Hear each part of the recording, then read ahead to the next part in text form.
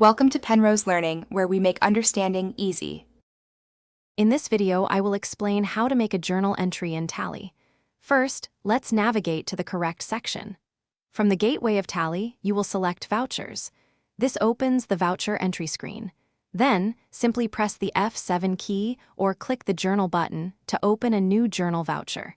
This is your starting point for recording non-cash transactions. Once you are in the journal voucher, the first step is to set the transaction date. You can easily change this by pressing the F2 key.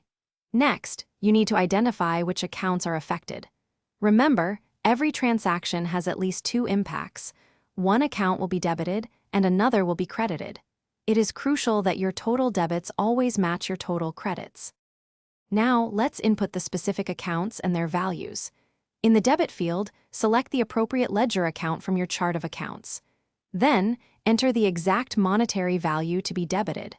After that, move to the credit field, select the corresponding ledger account, and enter its credit amount. Tally helps ensure these amounts balance. The final steps involve adding a narration and saving your entry. A narration is a brief description of the transaction, providing essential context for future reference. Take a moment to review all the details you have entered to ensure everything is accurate. Once satisfied, simply press Ctrl+A to save the journal voucher, completing your entry in Tally. Thanks for watching. If this was helpful, leave a like and consider subscribing. See you next time.